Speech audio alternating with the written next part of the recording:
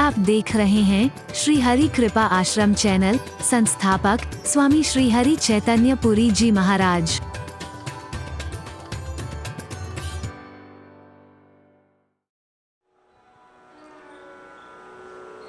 हिमाचल ने पहले से ही पूरी व्यवस्था की हुई है और यथा योग्य सबको ठहराया है। वास्तविकता तो यह है कि आज विधाता की सृष्टि भी फीकी लग रही है इसके आगे, और हकीकत है जहां स्नेह के नाते होते हैं ना, वहां पर वैभव भी फीका लगने लगता है। प्यार से आदमी झोपड़ी में भी रह रहा हो ना, वो अपने आप को सम्राट से बढ़ के मानता है, याद रखना। जहां खुशी है, उत्साह है, उमंग है, स्नेह है, प्यार है, सौहार्द है, एकता है, वो झोपड़ी भी बड़ी अच्छी लगती है। आलीशान राजमहल हो और दो ही भाई रहते हो लेकिन आपस में प्यार नहीं है तो वो भी काटने को दौड़ता है, खाने को दौड़ता है वो भी।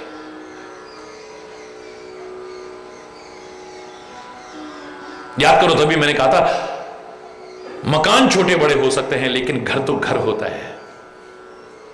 और ये भी आपसे कहा था, what is the difference between house and home. एक मकान में और घर में क्या फर्क हो सकता है। मकान जो सीमेंट, ईंट, पत्थर, मिट्टी, इन चीजों से बनता है उसे मकान कहते हैं।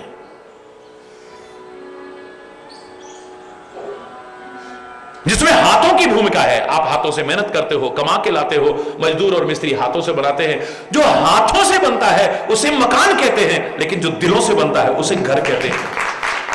जब उसी मकान के अंदर लोग बड़े प्यार से मिल करके रहते हैं, दिल मिल जाते हैं उनके, अब वो मकान मकान नहीं रहता, घर बन जाता है। चाहे वो झोपड़ी हो, हमारे घर आना कभी है, मकान हो हमारे भी घर आना कभी, महल भी हो, इन्हीं का हमारे महलों में आना, हमारे घर भी आना ना कभी, सब घर ही कहते हैं। अरे बोल, मकान छोटे बड़े हो सकते हैं, महल और झोपड़ी हो सकती है, लेकिन घर छोटे बड़े नहीं होते हैं।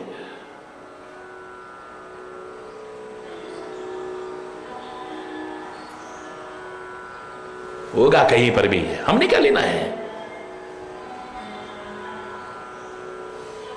ना देख पराई चौपड़ी, मत ललचा तू जी। दूसरे के वैभव को देख करके ईर्ष्या नहीं करनी है, अपना जी नहीं जलाना है। अरे बोल, तेते पांव पसारिए जेती लांबी सौर। अपनी रजाई के बराबर पैर फैला करके जितनी सामर्थ्य है उसके अनुसार आगे बढ़ने की कोशिश करनी है। और ऐसे लोग ये नहीं कहते कि हमारे पास राजमहल हो जाए, फलाना हो जाए, हो तो बड़ी अच्छी बात है, लेकिन वो यही कहते हैं, स्वामी इतना दीजिए जहां में कुटुंब समाये, मैं भी भूखा ना रहूं और साधु ना भूखा जाए। हे स्वामी, हे परमात्मा, मुझे इतना देना कि मैं इज्जत के साथ अपना और अपने परिवार का पालन पोषण कर सकूं, सम्मान पूर्वक। और जो सज्जन लोग मेरे घर में आए, यहां पर खाली बाबाजियों से तात्पर्य नहीं है, साधु समाज से तात्पर्य गिने चुनों से नहीं है। यह तात्पर्य है कि मेरी दोस्ती, मेरा संबंध, मेरा रिश्ता सब कैसे लोगों से होना चाहिए, सज्जन लोगों से होना चाहिए। तो वो जो सज्जन लोग मेरे घर में आए वो भी भूखे ना जाएं, उनका भी मान सम्मान कर सकूं मैं। बस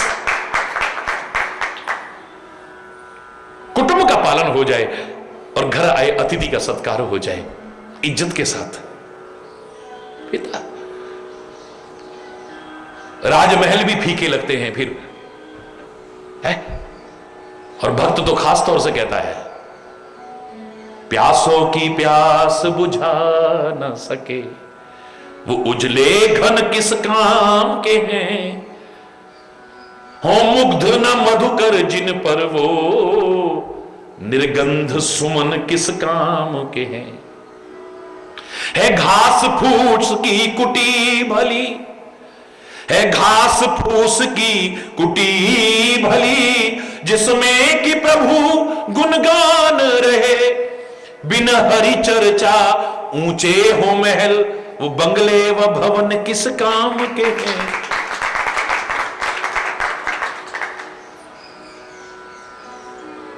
है विदुर भक्त का साग भला, मोहन यूं हंस करके बोले, है विदुर भक्त का साग भला, मोहनियों हंस करके बोले, बिन श्रद्धा के तेरे मेवे, ए दुर्योधन किस काम के। प्रिय स्वतंत्रता के आंचल में अमृत समान है शुष्क चने। सूखे चने भी चबाने को मिल रहे हैं, लेकिन आदमी मस्त है, वो ज्यादा अच्छा है। स्वतंत्रता है, स्वच्छंदता नहीं, स्वतंत्रता है। सब खुश खुश खुश खुश रहते, वो सूखा सूखा भी अच्छा लगता है, वो रूखा रूखा भी अच्छा लगता है। प्रिय स्वतंत्रता के आंचल में अमृत समान है शुष्क चने, और दासता की श्रृंखला में जकड़े शटरस व्यंजन किस काम के। प्यासों की प्यास बुझा ना सके, वो उजले घन किस काम के हैं। बेकार है।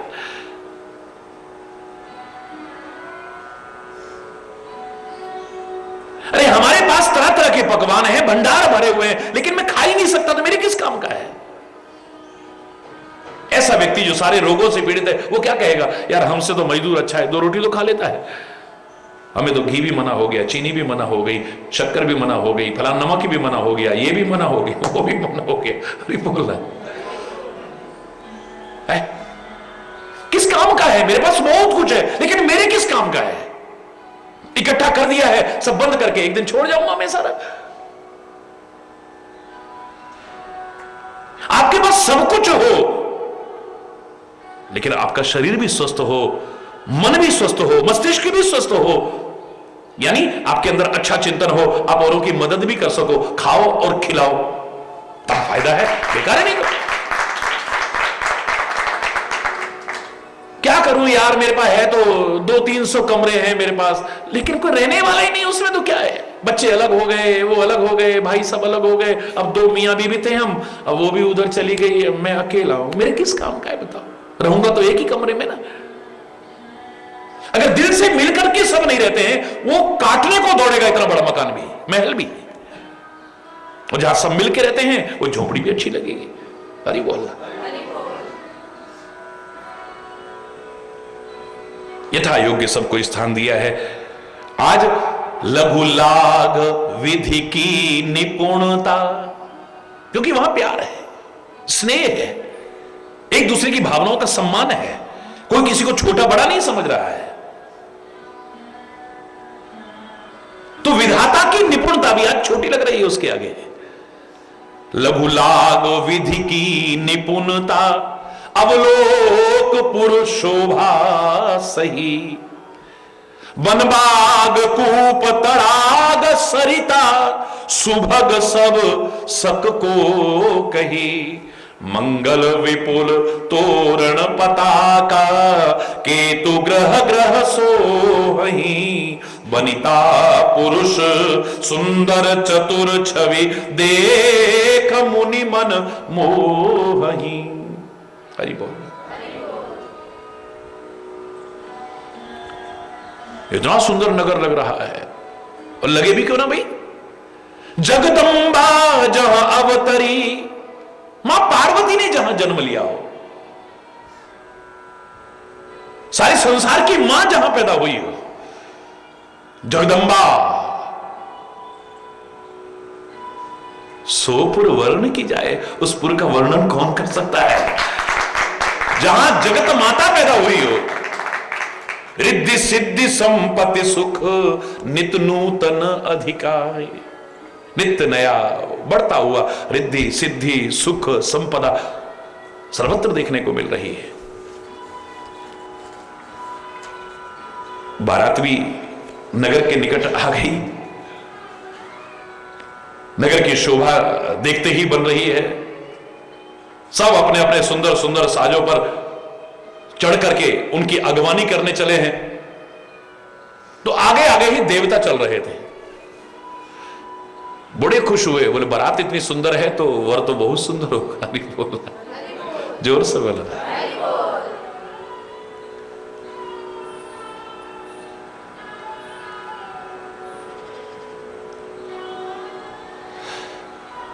बड़े हृदय में हर्षित हुए हैं देवताओं की सेना को देख करके। भगवान विष्णु को देखा है तो और भी प्रसन्न हो गए। वाह, बारात में तो ऐसे ऐसे लोग आए हुए हैं। हरि बोलना। लेकिन शिव समाज जब देखन लागे, विडर चले वाहन सब भागे। बोलना। जब शिव समाज को देखा है,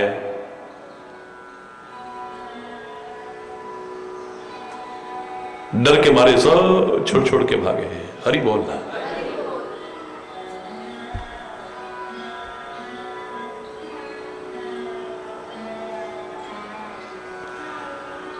धर धीरज तह रहे सयाने, धैर्य धारण करके कुछ सयाने लोग वहां रहे। बालक सबले जीव पराने, बच्चों को लेने करके तो सब भाग गए। और घर में जाकर के जब माँ बाप पूछते हैं तो बड़े डरते डरते डरते डरते डरते डरते कांपते हुए कहते हैं, ओहो ऐसे लगता है यमराज ही चला हुआ आ रहा है। हरि बोलना। यमदूतों को लेकर के आ रहा है। हरि बोलना।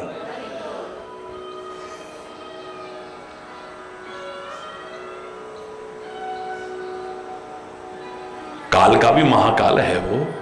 हरि बोलना।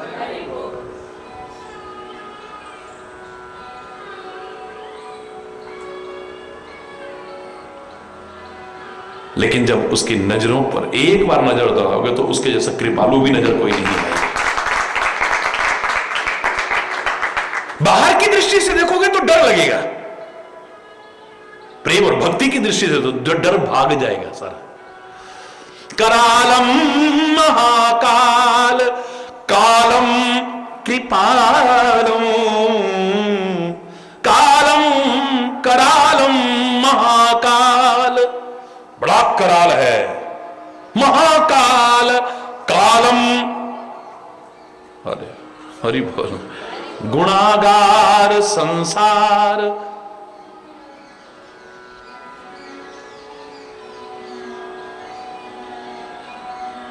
नजरिया कैसा है आपका? किस दृष्टि से देख रहे हो आप? परमात्मा के अंदर कठोरता भी है, कोमलता भी है। मैंने हमेशा कहा है, माता पिता के पास कठोरता भी है, कोमलता भी है। सदगुरु के पास कठोरता भी है, कोमलता भी है। आप किसके भागीदार बनते हैं यह आप पर निर्भर करता है।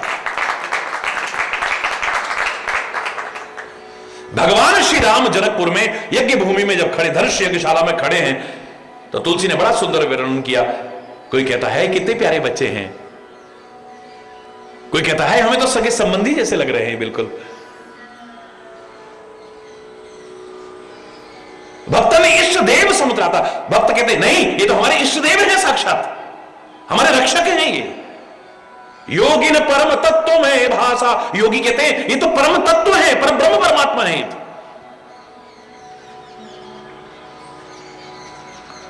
लेकिन वहां पर जो कपटी राक्षस राजा का वेश बना के बैठे थे, रहे तहां असुर जे छोनप वेशा, तीन प्रभु प्रगट काल सम देखा।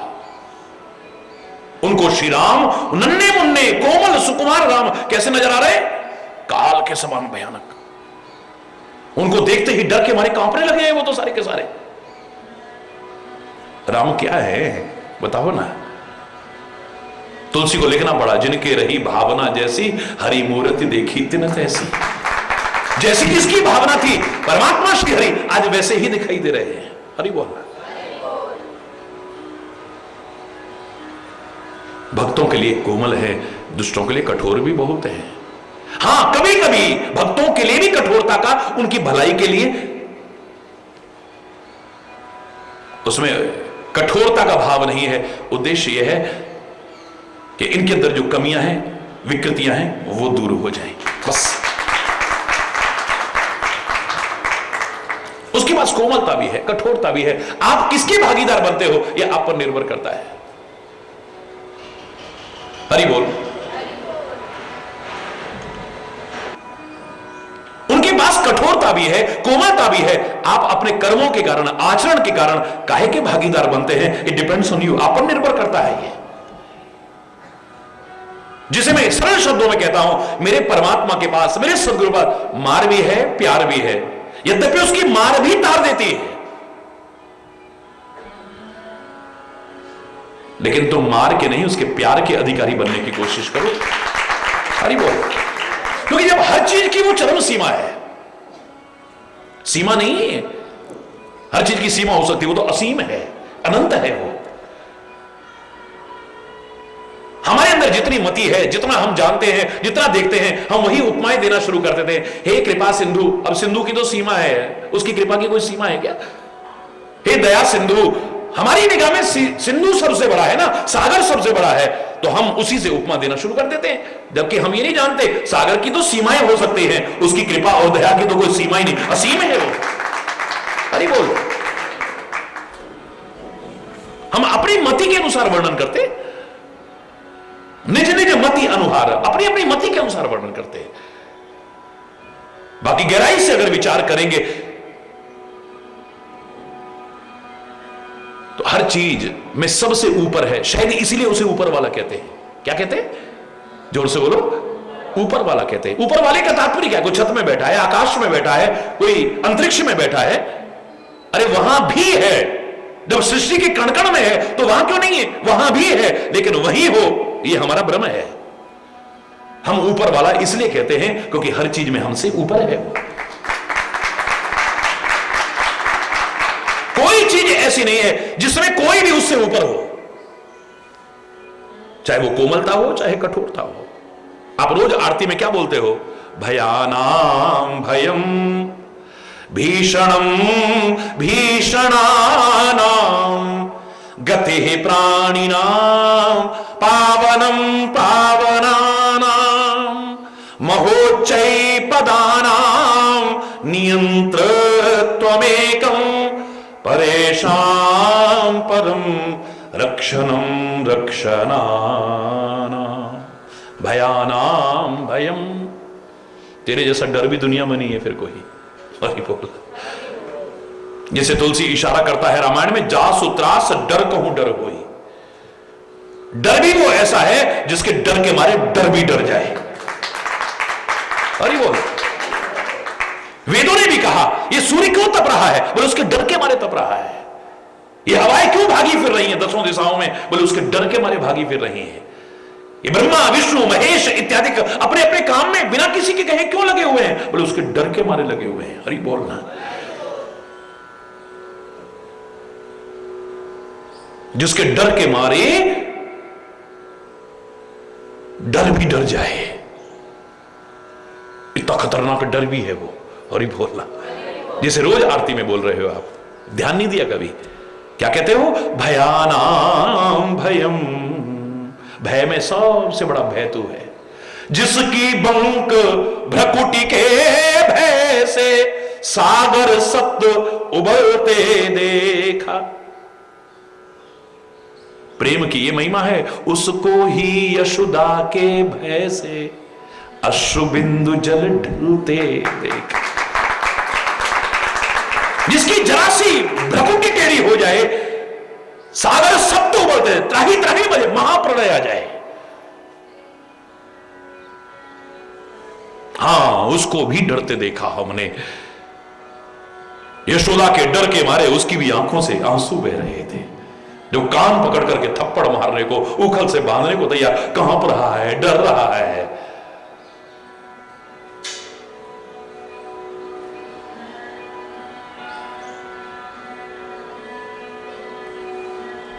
ये प्यार की महिमा हो सकती है, भक्ति की महिमा हो सकती है, बाकी इसमें कोई संदेह की गुंजाइश नहीं। इतना खतरनाक डर है वो, उसके डर के मारे डर भी डर जाए। भयानाम भयम भीषणम भीषणानाम। मैं खुद कह रहा हूं, मैं अधूरी कथा नहीं करता हूं। भगवान बड़े कोमल है, भगवान बड़ी कृपालु है, भगवान बड़ी वात्सल्य, सब कुछ की चरम सीमा है वो।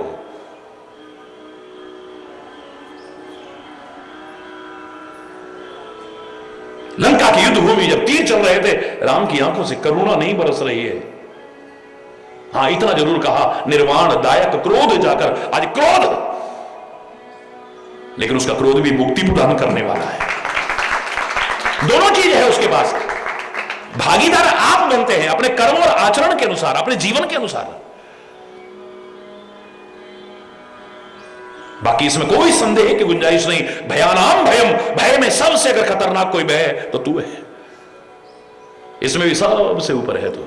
भीषणम भीषणानाम, जितने भी भीषण है, कराल है, उनमें भी सबसे तू ही है। तेरे से ज्यादा भीषण भी कोई नहीं है। अरे बोलना। गति ही प्राणी नाम, प्राणियों की गति भी तू ही है। पावनम पावनानाम, पवित्र करने वालों में तेरे जैसा पवित्र करने वाला भी दुनिया में कोई नहीं है। हर चीज में सबसे ऊपर है। दुनिया में सबसे ज्यादा पवित्र करने वाली गंगा जी हो सकती हैं, लेकिन वो भी तेरे चरणों से ही निकली है। पावनम पावनानाम महोच्चय पदानाम नियंत्रत्वमेकम, सबसे ऊंचे पद पर प्रतिष्ठापित है। उससे ऊंचा कोई पद नहीं है। महोच्चय पदानाम नियंत्रत्वमेकम, सबसे ऊंचे पद पर प्रतिष्ठापित होकर के सारी सृष्टि का नियंत्रण कर रहा है। तो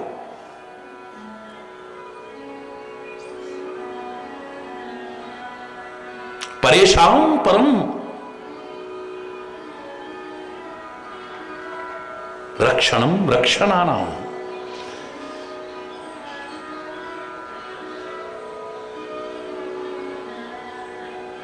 दुनिया में ऐसा रक्षा करने वाला नहीं है कोई जैसा तू रक्षा करने वाला है। सबसे ऊपर जाको राखी साई मार न सके कोई, बाल ना बांका कर सकता, चाहे सारी दुनिया भी शत्रु हो जाए, बाल बांका नहीं कर सकती जिसको तू बचाने पर आ जाए।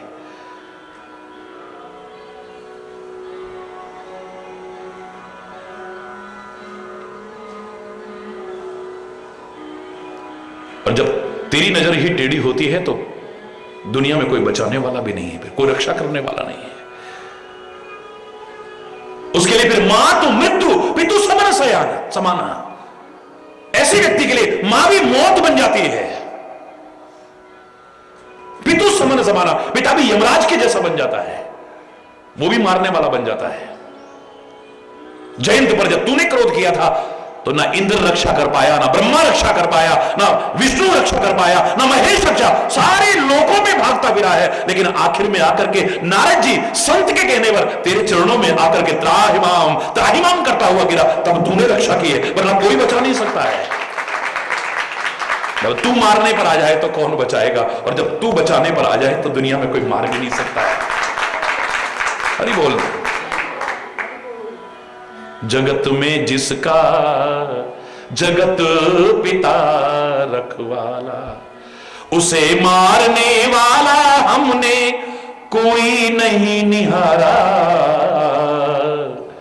बड़ा पुराना गीत है, मेरे को आज याद आया, बचपन में गाया करते थे हम। जगत में जिसका जगत पिता रखवाला। एक शिकारी, बड़ा अच्छा भजन था ये, मैं पूरा गा के नहीं सुना रहा हूं, सूक्ष्म में बता रहा हूं। एक शिकारी शिकार खेलने के लिए जंगल में गया, कोई शिकार नहीं मिला, एक वृक्ष के नीचे आके बैठा है। अचानक ध्यान गया, एक कबूतर और कबूतरी है। अरे बोलना।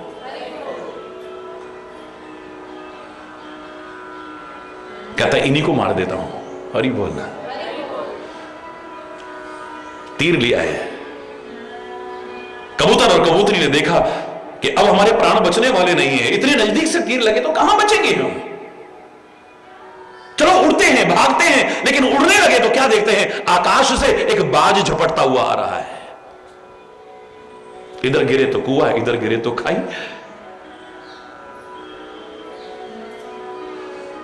जब कोई किसी की शरण नजर नहीं आई तब वो याद आता है यदुराई और रघुराई, बस भगवान की याद आती है।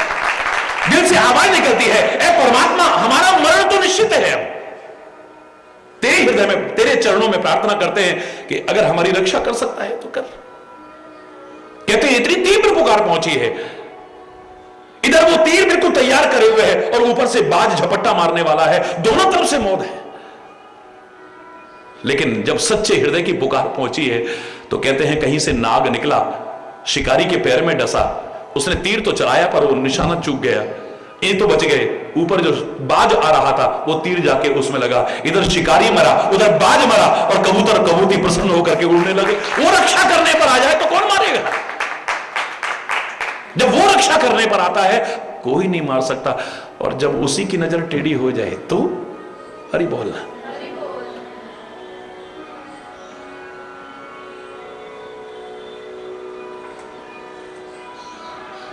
हर चीज की चरम सीमा है। प्रकृति को देखो आप, कितनी कोमल है, कितनी कोमल। फूलों की कोमलता देखो, पत्तियों की कोमलता देखो, नदियों को देखो, झरनों को देखो, एक क्या प्रकृति का, आप दीवाने हो जाए उसको देख करके। लेकिन जब प्रकृति से हम खिलवाड़ करते हैं, छेड़छाड़ करते हैं, विकृत करने की कोशिश करते हैं, ये इतनी भयानक बन जाती है, हरि बोलना, इतनी भयानक बन जाती है। फिर बाढ़ आने लगता है, फिर सुनामी आने लगता है, फिर भूकंप आने लगता है, फिर सूखा पड़ने लगता है। ये कठोर भी है, कोमल भी है, पर इसकी कठोरता के अधिकारी भी हम बनते हैं, वो नहीं आती है। अगर हम प्रकृति को छेड़छाड़ न करें, प्रकृति को विकृत करने की कोशिश ना करें, प्रकृति के नियमों की अवहेलना ना करें बल्कि पालना करें, प्रकृति जैसा कोमल कोई नहीं है। हमारी मां से ज्यादा हमारी रक्षक है, लेकिन ये भक्षक बन जाती है। कब? जब इसको विकृत करने की कोशिश करते हैं, छेड़छाड़ करने की कोशिश करते हैं। तो इन सब के पास कोमलता भी है, कठोरता भी है। मां के पास कितनी कोमलता है, मां का दिल, बाप रे, कोमलता भी फीकी पड़ जाती होगी मां के कलेजे को देख करके। मेरे इस दुनिया में अगर दर्शन होते हैं तो भगवान के या तो माता पिता के रूप में होते हैं, और हजारों हजारों मां बाप से भी ज्यादा ममता, करुणा, कोमलता, कृपालुता रखता है हमारा सदगुरु। उसके आगे सब फीका पड़ने लगता है। तभी ये सारे हमें भगवान के रूप नजर आते हैं, लेकिन वो कोमल भी हैं, कठोर भी हैं। आपका अच्छा जीवन हो, अच्छा आचरण हो, कितने कोमल होते हैं। लेकिन जब आप गलती करते हो, वही माता पिता कितने कठोर बन जाते हैं, आपको दंड भी देने को तैयार हो जाते हैं। क्यों नहीं होते?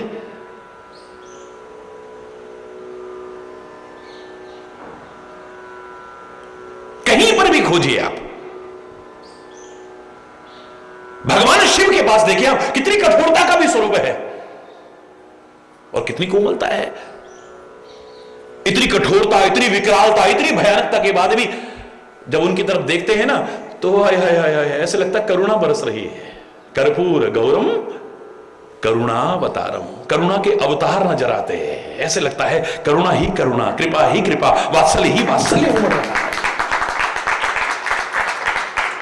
नजरें नहीं हटती है भगवान शिव के स्वरूप से।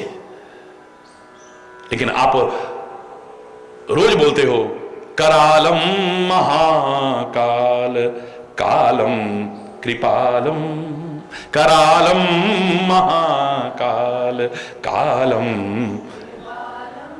सदगुरु को देखिए आप, कितनी कोमलता है, कितनी कृपालुता है। मेरे तुलसी तो कहते हैं इस संसार में अगर कृपा का जीवंत प्रतीक और भगवान का सच्चा स्वरूप अगर मुझे को नजर आया है, मेरा सदगुरु नजर आया है। बंदो गुरुपद कंज कृपा सिंधु नर रूप हरि। मनुष्य रूप में अगर कोई भगवान है और कृपा का सागर है तो मेरा सदगुरु हो सकता है और कोई नहीं। लेकिन वही सदगुरु जब हमारे अंदर विकृतियां आ जाती हैं, दोष आ जाते हैं, विकार हो जाते हैं, कितना कठोर बन जाता है। काहे के लिए? ये वाली खड़ग तो नहीं रखता है हाथ में, ये वाली तलवार तो नहीं रखता है, ये वाला त्रिशूल तो नहीं रखता है, ये वाला धनुष्वाण तो नहीं रखता है, लेकिन काम क्रोध मद मत्सर चोर बड़े भारे जब ये हमारे अंदर आ जाते हैं तो ज्ञान खड़ग ले कर में गुरु सब संघारे। और ज्ञान की खड़ग लेकर के जो बोलेगा फिर हमें अटपटा सा तो लगेगा, हरि बोलना। जब हमारे अंदर काम आने लगता है, क्रोध आने लगता है, लोभ आने लगता है, विकार आने लगते हैं, बुराइयां आने लगती हैं, तो वो ज्ञान की खड़ग हाथ में लेकर के संघार भी करता है। उन दोषों को दूर करना उद्देश्य है, आपको दूर करना उद्देश्य नहीं है। हरि बोलना। कोमलता भी है, कठोरता भी है। देवी माता के हाथ में फूल भी है तो त्रिशूल भी है, खड़ग भी है, सब है। कोमलता भी है, कठोरता भी है। एक तरफ धनुष्वाण भी है श्री राम के हाथ में, तो दूसरी तरफ अभय मुद्रा भी है। हरि बोलना। कृष्ण के हाथ में एक तरफ अगर चक्र है तो दूसरी तरफ कोमलता की प्रतीक। हरि बोलना। क्या रस्ट बकता है, आनंद ही आनंद है, आनंद ही आनंद है। आप काहे के भागीदार बनते हो, आप पर निर्भर करता है। फिर कह रहा हूं, उसके पास तो मार भी है, उसके पास प्यार भी है। यद्यपि उसकी मार भी तारने वाली है, लेकिन फिर भी उसकी मार के अधिकारी मत बनना, उसके प्यार के अधिकारी बनने की कोशिश करना। अपने कर्मों से, अपने आचरण से, अपने चरित्र से, अपनी सोच से, अपने खान पान से, अपनी संगति से ऐसा जीवन रखना कि उसकी कृपा ही कृपा बरसे, कृपा ही कृपा बरसे। बस उसके अधिकारी बनो। हरि बोलना। जब ऐसे लोगों ने देखा है तो बोले बाबा जब चढ़े हुए आ रहे हैं और ऐसे गणों को साथ लेके आ रहे हैं, बोले जम कर धार किधों बरियाता, जम कर धार कहिए का कही जाए न बाता। क्या कहें, कुछ कहा ही नहीं जा रहा है। तुम पूछते हो बताओ बताओ, ऐसे लग रहा है कि यमराज ही बारात लेके आ रहा है। हरि बोलना, जोर से बोलना। बरबोरा बस असवार, बोले ऐसे लग रहा है कोई पागल उस पर सवार हो गया है। हरि बोलना, हरि बोल। व्याल कपाल विभूषण छारा, कोई और दूल्हे की तरह कोई बड़ा सुंदर आभूषण पहन करके या सुंदर वस्त्र पहन करके या सुंदर सुंदर वो पहन के नहीं। कैसा है? व्याल, सर्पों को लपेटे हुए हैं। कपाल, नरमुंडों की माला पहने हुए। हरि बोलना। इसके विभूषण है। और छार यानी शमशान की राख को लपेटे हुए है। तन छार व्याल कपाल भूषण, नगन जटिल भयंकरा, संग भूत प्रेत पिशाच जोगिनी, विकट मुख रजनी चरा। जो जियत रही बरात देखत, पुण्य बढ़ते ही कर सही, देखी है सु उमा विवाह घर घर, बात अस लड़कन कही। जो बच्चे डर के मारे भाग के आ गए थे ना, उन्होंने कहा भैया जो जिंदा रहेगा वही बारात देखेगा। हरि बोल। शरीर में तो शमशान की विभूति है, सर्पों को धारण किए हुए है, नरमुंडों की माला के आभूषण धारण किए हुए, नग्न है, बड़ा जटिल और भयंकर रूप है। हरि बोलना।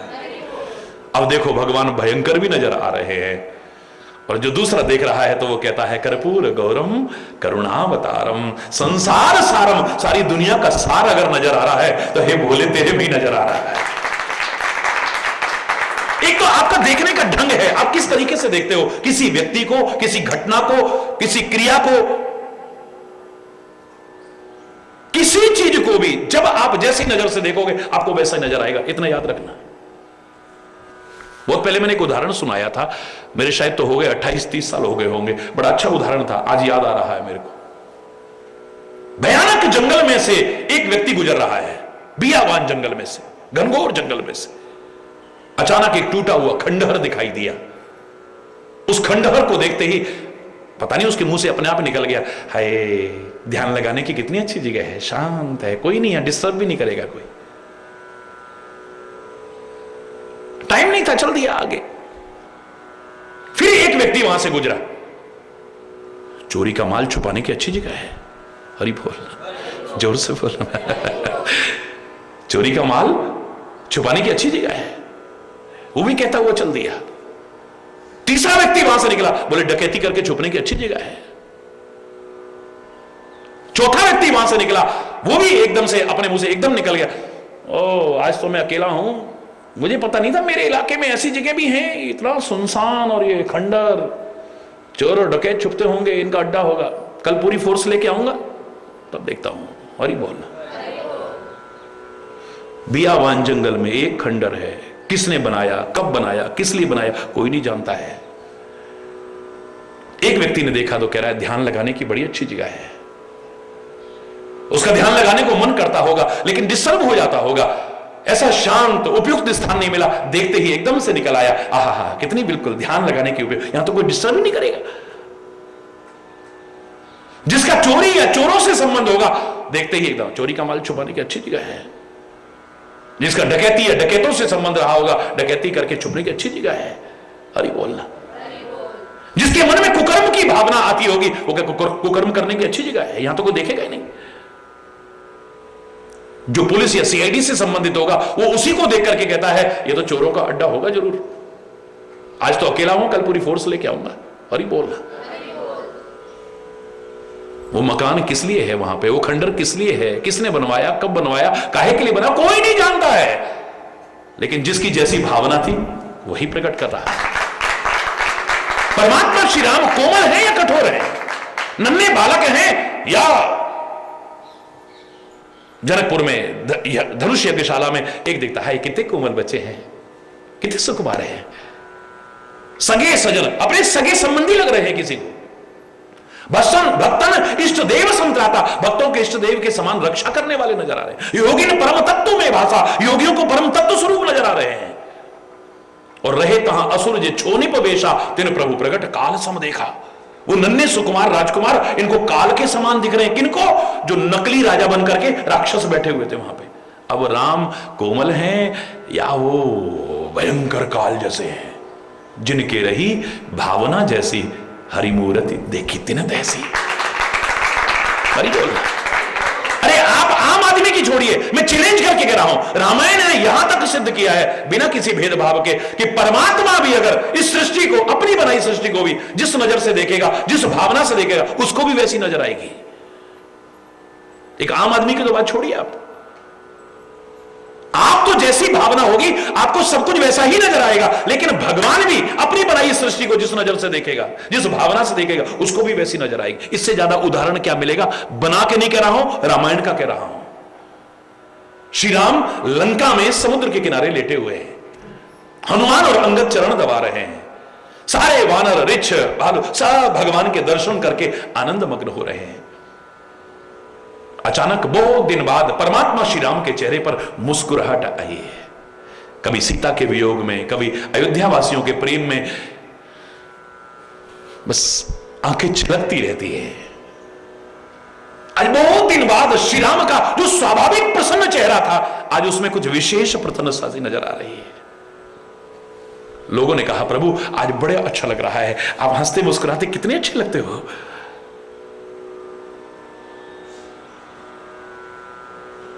अभी कह ही रहे थे, इतने में फिर परमात्मा श्री राम की वो जो विशेष हंसी और मुस्कुराहट आई थी लुप्त तो हो गई, फिर से वैसे ही हो गए। हरि बोलना।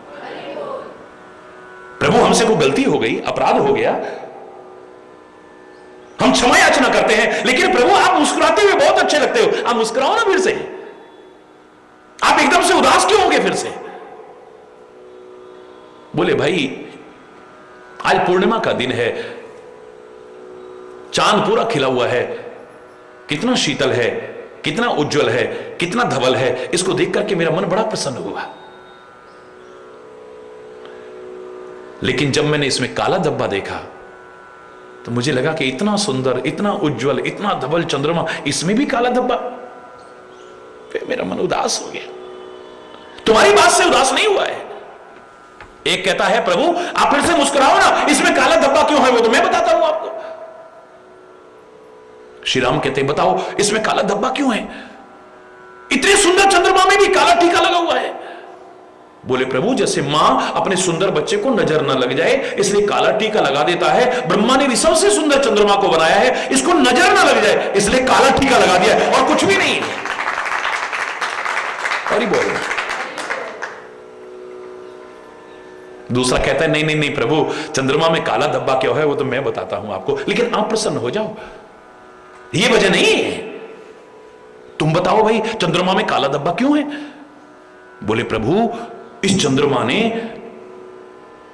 अपने गुरु बृहस्पति की पत्नी के प्रति दुराचार की भावना रखी थी, इतिहास साक्षी है, वही इसको कलंक का टीका लगा हुआ है, और क्या है, और कुछ भी नहीं है। इसमें कलंक का टीका टीका लगा हुआ है और कुछ नहीं। तीसरा बोला, प्रभु ये बात नहीं है, चंद्रमा में काला धब्बा क्यों है वो तो मैं बताता हूं, लेकिन आप प्रसन्न हो जाओ, तुम बताओ भाई। बोले, शशि महापरत भूमि के झाई, पृथ्वी की परछाई पड़ रही है चंद्रमा में, और पृथ्वी की जो परछाई चंद्रमा में पड़ रही है वही काली काली है, और कुछ नहीं है प्रभु, आप मुस्कुराइए ना। चौथा कहता, नहीं प्रभु, चंद्रमा में काला धब्बा क्यों है वो मैं बताता हूं आपको, लेकिन आप मुस्कुराइए, तुम बताओ भाई। बोले, जब भगवान ने कामदेव को बनाया बहुत सुंदर, तो उसकी पत्नी भी बहुत सुंदर होनी चाहिए, यह सोच करके ब्रह्मा ने सोचा कि इसके लिए, सुंदरता के लिए मटेरियल कहां से लाऊं। तो ब्रह्मा को लगा कि मेरा बनाया हुआ चंद्रमा सबसे सुंदर है, तो सार भाग शशि कर हर लीना, चंद्रमा का जो सार भाग था उसका हरण कर लिया है। प्रगट सो छिद्र इंदु उर्वाही, वो जो सार भाग चंद्रमा का हरण किया था वो चंद्रमा में छिद्र हो गया, उसके पीछे से आकाश दिखाई दे रहा है, वही काला काला है, कुछ और नहीं है प्रभु। भगवान कहते हैं, मैं बताऊं चंद्रमा में काला धब्बा क्यों है। हरि बोल। बोले, प्रभु आपके मुख से सुनने को मिले तो इससे बड़ी बात और क्या हो सकती है। परमात्मा के मुखारबिंद से सुनने को मिले, इससे बड़ी बात क्या हो सकती है। प्रभु आपके चरणों में निवेदन है कि आप बताइए, लेकिन आप प्रसन्न हो जाइए बस।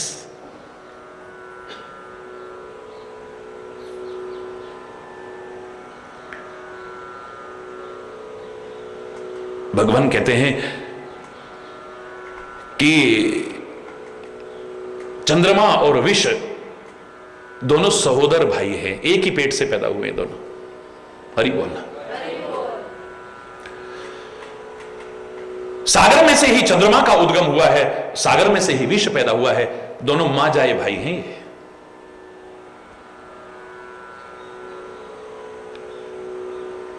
तो इस चंद्रमा ने अपने प्यारे भाई विष को अपने हृदय में निवास दे रखा है, सोई श्यामता आभास। वो जो विष इसके अंदर बसा हुआ है, इसका भाई विष को चंद्रमा ने अपने हृदय में निवास देगा, वो विष काला काला नजर आ रहा है और कुछ नहीं। और इसका प्रमाण है भाई, तुमने बता तो दिया लेकिन प्रमाण तो दिया नहीं, मैं बताता हूं। इस चंद्रमा को देख करके जो प्रेमी लोग होते हैं सारी सारी रात सो नहीं पाते हैं, नींद नहीं आती उन्हें, ये जलाता है उस जहर के द्वारा, अपने प्रेमी की याद आती है, अपने प्रियतम की याद आती है, और ये व्यक्ति रोते रोते सारी सारी रात ऐसे ही निकाल देता है, नींद नहीं आती उसे, ये जलाता है। जैसे सीता की याद में मुझे जला रहा है ये। कहते कहते श्री राम फिर रोने लग गए। हरि बोलना, जोर से बोलो ना, अब बड़े ध्यान से सुनना। सारे बोले, हालांकि अब कुछ बाकी नहीं रह गया, परमात्मा ने कह दिया इसके बाद क्या बाकी है, लेकिन हे पवन पुत्र आप भी तो कुछ कहो ना, हे पवन पुत्र आप भी तो कुछ कहो। हनुमान जी चुप बैठे हैं। श्री राम अचानक कहते हैं, नहीं पवन पुत्र तुमको भी बताना चाहिए, बताओ चंद्रमा में काला धब्बा क्यों, मेरा आदेश है तुम बताओ। बताना तो दूर, आंखों में आंसू शुरू हो गए। नहीं रो मत हनुमान, बताओ ना चंद्रमा में काला धब्बा क्यों है। रोते रोते गदगद कंठ से बड़े प्यार में कहता है, ऐ मेरे परमात्मा, शशि तुम्हार प्रिय दास, जैसे मैं आपका प्रिय सेवक हूं ना, ऐसे ही चंद्रमा भी आपका प्रिय सेवक है। मैंने पूछा चंद्रमा में काला धब्बा क्यों है, और तुम कह रहे हो जैसे मैं आपका भक्त हूं, सेवक हूं, ऐसे चंद्रमा भी आपका प्रिय भक्त और सेवक है। ये क्या हुआ? बोले यही तो बता रहा हूं प्रभु, जैसे मैं आपका प्रिय भक्त और सेवक हूं, ऐसे ही चंद्रमा भी आपका प्रिय भक्त और सेवक है। और आपका भक्त और सेवक होने के नाते आपकी सांवली मूर्ति जैसे मैंने अपने हृदय में विराजमान कर रखी है, मुझे लगता है चंद्रमा ने भी वही आपकी सांवली मूर्ति अपने हृदय में विराजमान, वही काला काला नजर आ रहा है और कुछ भी नहीं है। चंद्रमा का काला धब्बा एक है, अलग अलग नहीं, पर एक को नजर न लग जाए इसलिए विधाता ने टीका लगाया। ये नजर आ रहा है, जिसकी ममत्व बुद्धि है उसको ये नजर आ रहा है। एक को नजर आ रहा है, इसने अपने गुरु बृहस्पति की पत्नी के प्रति दुराचार की भावना रखी थी, जिसके कारण कलंक का टीका जो दूसरों के दोष देखता है उसको ये नजर आ रहा है। एक कह रहा है इसमें पृथ्वी की परछाई पड़ रही है और कुछ भी नहीं, जो वैज्ञानिक विचारधारा का था उसको ये नजर आ रहा है। एक कह रहा है कि रति का मुख निर्माण करने के लिए चंद्रमा का सारभाग हरण कर लिया था, वो जो छिद्र हो गया उसके पीछे से आकाश दिखाई दे रहा है। जो सौंदर्य प्रेमी है उसको ये नजर आ रहा है, श्री राम को जहर नजर आ रहा है, जलाने वाला, सारी रात तड़फाने वाला, प्रेमी को विरह की आग में जलाने वाला नजर आ रहा है, क्योंकि स्वयं सीता के विरह में जल रहे हैं इस समय। भगवान भी अगर इस दृष्टि से देखेगा उसे भी जहर नजर आएगा, लेकिन एक भक्त जब देखता है उससे तो वहां पर भी परमात्मा के ही दर्शन होते, कुछ और नहीं। ये दुनिया के लिए नहीं कहा है, जिनके रही भावना जैसी, सामने के वस्तु पदार्थ घटना क्रिया किसी भी चीज को जिस भावना से देखोगे वैसी ही नजर आएगी। नन्ही सी सुकुमार पार्वती देख करके भगवान शिव को मगन हो गई, उसे डर क्यों नहीं लगा है? और इतने बड़े बड़े बुजुर्ग इन सबको डर क्यों लग रहा है? हरि बोलना। जिस चक्र की कल्पना मात्र से बड़े बड़े दिलेर भी, बड़े बड़े 30 मार का भी दहल जाते थे, कांपने लग जाते थे, अभी चक्र देखा नहीं? भरे दरबार में जब मेरे कन्हैया ने यूं करा, अभी चक्र आया नहीं, चक्र आने की कल्पना मात्र से दहल जाते थे। चाहे वो दुर्योधन हो, चाहे वो शकुनी हो, चाहे वो दुशासन हो, चाहे वो धृतराष्ट्र हो, चाहे वो शिशुपाल हो, चाहे वो जरासंध, बड़े बड़े दिलेर भी कांपने लग जाते थे, हाय चक्र आएगा, पता नहीं किसकी गर्दन कलम होगी। अब हरि बोलना। चक्र की कल्पना तो दूर, चक्र के सामने दर्शन कर रहा है 5 वर्ष का नन्हा ध्रुव, शंख चक्र गदा पद्म सहित कर रहा है। आज भी भगवान के जब दर्शन करते हैं तो शंख चक्र गदा पद्म सहित दर्शन करते हैं। किसी को डर लगा कभी? क्यों? क्यों? भक्त कहता है खाली ध्रुव ही नहीं, हर सच्चा भक्त कहता है ये चक्र डराने वाला चक्र थोड़ी ना है, ये 84 के चक्र में डालने वाला चक्र थोड़ी ना है, ये तो सुदर्शन, मैं तो नाम ही बदल रहा हूं, अब इसका नाम चक्र नहीं है, सुदर्शन यानी अच्छे दर्शन वाला चक्र है। इसे देख करके तो आनंद आता है। सुदर्शन, क्या नाम है इसका? बोलो ना, सुदर्शन, सुमाने अच्छे दर्शन, इसको देख करके तो आनंद आता है। जैसी भावना बनाओगे वैसा ही नजर आएगा। अच्छी अच्छी भावना बना करके परमात्मा के दर्शन, देव दर्शन, सदगुरु दर्शन, संत दर्शन, राष्ट्र दर्शन करो, देखो इन्हीं के होकर रह जाओ।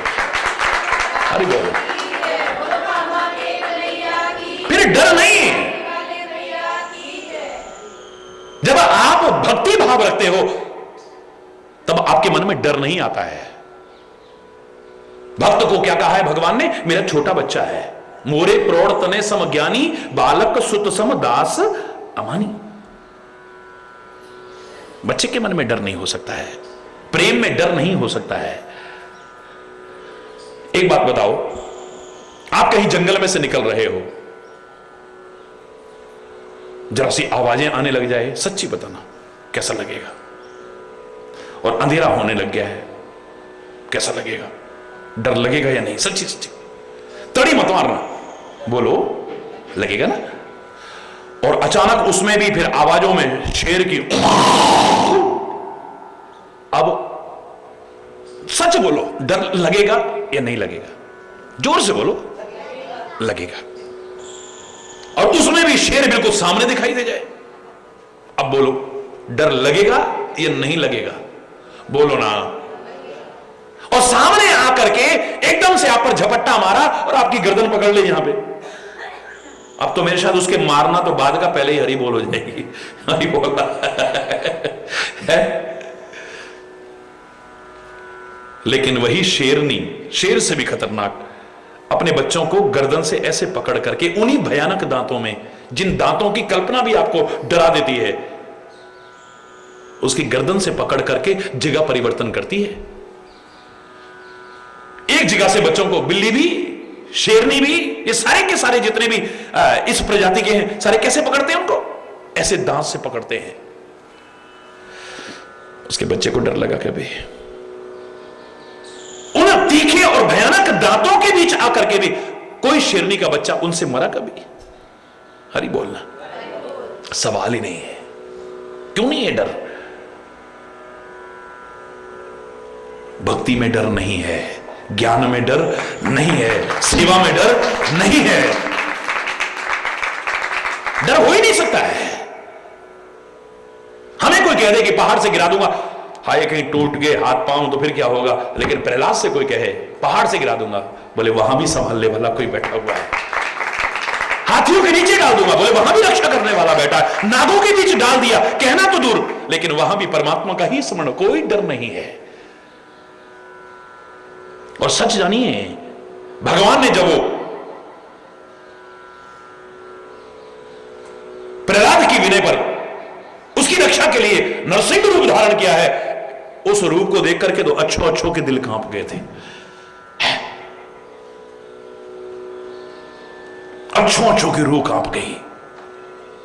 नरसिंह भगवान का वो जीव लपलपाते हुए, दांत दिखाते हुए, सिंह का जब ऐसे आए तो अच्छों की रूह कांप गई। लेकिन प्रहलाद बड़ी आंखों में आंसू भर के प्रार्थना कर रहा है और बाद में उनके चरणों में गिरता है तो वही शेर की जीभ लपलपाती हुई प्रहलाद को चाट रही है। उसे डर क्यों नहीं लगा है? हो ही नहीं सकता है। इस मार्ग में पैर रखते ही पहला दैवीय गुण हमारे अंदर आता है, अभयम। कौन सा गुण आता है? अभयम, यानी भय। भक्त के भय में और दुष्ट के भय में इतना फर्क हो सकता है। दुष्ट डरता नहीं है लेकिन औरों को डराता है, लेकिन भक्त ना डरता है ना किसी को डराता है। भय काहू को देख नहीं भय मानत आन। ना वो डरता है ना किसी को डराने की कोशिश करता है। मैं ये कर दूंगा, मैं वो कर दूंगा, जो ऐसा कहे ना वो भक्त नहीं हो सकता है, वो संत नहीं हो सकता है। अरे बोल, जोर से बोला। वो किसी का बुरा सोच ही नहीं सकता है। भला चाहने वाले का भी भला चाहे, बुरा चाहने वाले का नहीं, बुरा करने वाले का भी जो भला चाहे, वो संत ही हो सकता है। बीच बाजार में ऐसे संत को खड़ा करके दिखा दो, चैलेंज करके बोलेगा, चैलेंज करके, कबीरा खड़ा बाजार में सबकी मांगे खैर, ना काहू सो दोस्ती ना काहू सो बेर। जब सब एक ही परमात्मा की संतानें हैं, कोई भला करे उसका भी भला हो, जो बुरा करे उसका भी भला हो, सबका भला करो भगवान। नानक नाम चढ़दी कला तेरे पाणे सर्वत्र दा भला। भक्त के मुख से यही निकलेगा, संत के मुख से यही निकलेगा, महापुरुष के मुख से यही निकलेगा। हरि बोल। तो मेरे शिव करालम महाकाल कालम कृपालम। कराल भी हैं, महाकाल भी हैं, काल भी हैं, कृपालु भी हैं। उनके पास कोमलता भी है, कठोरता भी है। ऐसा जीवन बनाओ कि उनकी करुणा और कृपा के अधिकारी बनो, बस कठोरता के अधिकारी बनो। हरि बोल।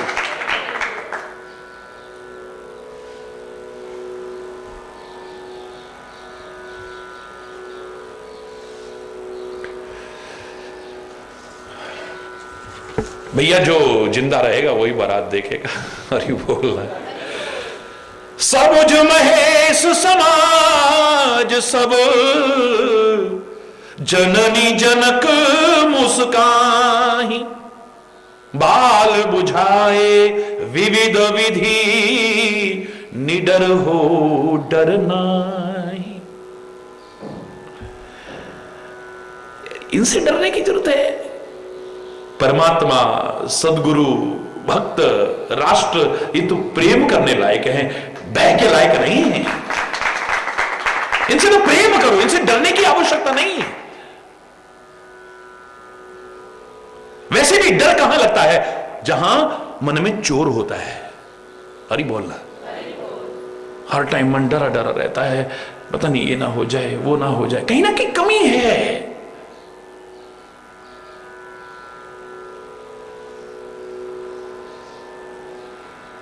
मन में जब चोर होता है, आप देखिए जो चोरी करके भाग रहा होगा ना, सामने से स्काउट और एनसीसी का बच्चा भी अगर आ रहा होगा ना, पुलिस वाला सोचिए उसको भी दुबकने की कोशिश करेगा।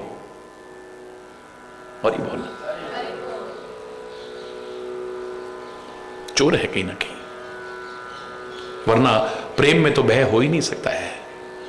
याद करो मैंने क्या कहा था कि समुद्र के अंदर एक राजा अपनी रानी और सेना के सहित यात्रा कर रहा था, बड़ा प्रभु भक्त था। अचानक सागर में तूफान आने लगा, जहाज डगमगाने लगा, हाहाकार मच गया, सब इधर उधर भागने लगे डर के मारे। लेकिन राजा तो ध्यान लगाए, ओ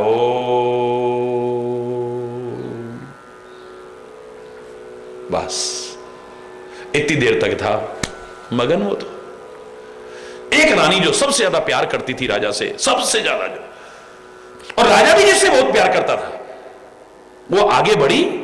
महाराज, राजा सुन ही नहीं रहा, महाराज, राजा सुन ही नहीं रहा, जोर से जगह, सुनते क्यों नहीं हो? चौंक करके आंखें खोली, जब देखो जब भगवान भगवान, जब देखो जब ध्यान ध्यान, इसी में लगे रहना बस। अरे इतनी मुसीबत आई पड़ी है, आपको इस समय भक्ति की सूझ रही है, ध्यान लगाने की सूझ रही है? हर कोई डर के मारे भागा फिर रहा है, इतना भयानक तूफान आया हुआ है, सारा जहाज डगमगा रहा है, और तुम भगवान का ध्यान लगा के बैठ गए यहां पे। बोले भागने से क्या तूफान शांत हो जाएगा रानी? हरि बोलना। भागने से क्या जहाज का डगमगाना बंद हो जाएगा रानी? फिर भी डर तो लगता है ना, सब डर रहे हैं और आप चुपचाप बैठे हुए हो, क्या आपको डर नहीं लगता? बोले मुझे तो डर नहीं लगता। ऐसा कैसे हो सकता है? आपको डर ना लगे, हर कोई डर रहा है, आपको डर नहीं लगता, ऐसा कैसे हो सकता है? राजा ने जवाब देना तो दूर, तलवार निकाली और नंगी तलवार उसकी गर्दन पर रख दी। अब जो भाग रहे थे सब वहीं खड़े हो गए, अपनी मौत तो सब भूल गए, पर रानी अब नहीं बचेगी, सब कांपते हुए खड़े। हमारे महाराज की तलवार किसी की भी गर्दन पर आ जाए, जब तक गर्दन नहीं काटती है वापस नहीं लौटती है। हाय आज रानी नहीं बचेगी, हाय आज रानी नहीं बचेगी, हाय आज रानी नहीं बचेगी।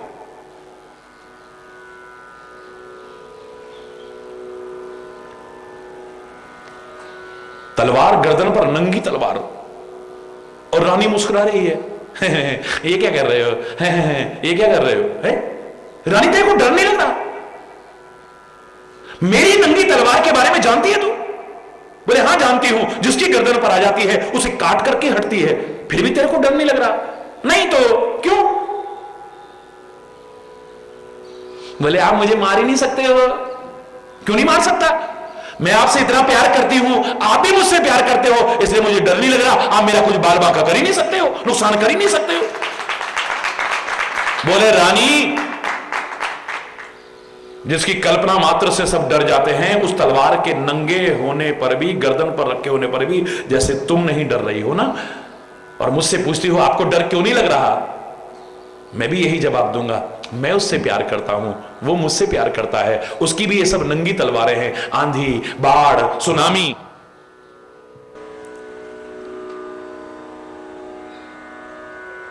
तो ये सारी की सारी उसकी नंगी तलवारें हैं।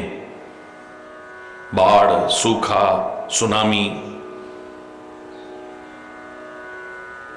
भूकंप। जैसे मेरी नंगी तलवार को देख करके हे रानी तुम्हें डर नहीं लग रहा है, क्योंकि तुम उससे प्यार करती हो, मैं तुमसे प्यार करता हूं। ऐसे ही उसकी इन नंगी तलवारों को देख करके भी मुझे डर नहीं लग रहा, क्योंकि मैं उससे प्यार करता हूं तो वो मुझसे भी प्यार करता है। भय नहीं है,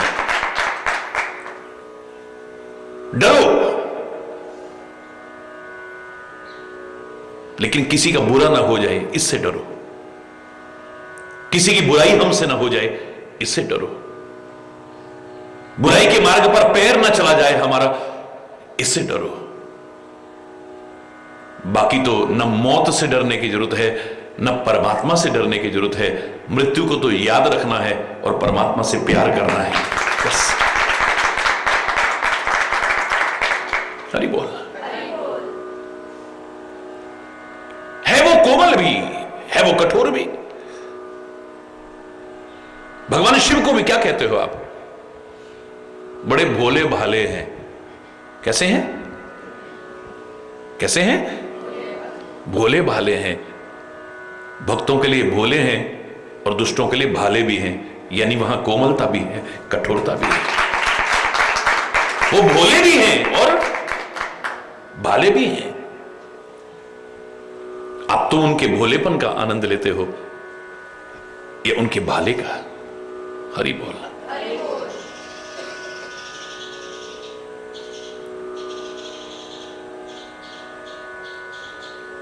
अच्छा जीवन रखो, अच्छा आचरण रखो, अच्छा स्वभाव रखो, अच्छा खान पान रखो, अच्छी संगति रखो, अच्छा जीवन रखो। मैं दावे से कह रहा हूं, आपको उसकी कृपा, वात्सल्य, ममता, उदारता है, इसके अलावा कुछ नजर ही नहीं आएगा। करुणा। और गलत करोगे तो फिर कहीं ना कहीं भय तो मन में आएगा। हरि बोल। हमें डरने के लिए और डराने के लिए नहीं कहा गया है। गली गली में लोग बोला करते थे, जो डर गया वो तो वैसे भी मर गया। हरि बोल। किस चीज का भय है? मृत्यु से। ये तो जब आनी है, जहां आनी है आएगी, इसको कौन रोक सकता है? लाख अर्जुन ने तीरों से हवा निकलने लायक जगह नहीं छोड़ी, लेकिन फिर भी हरि बोल।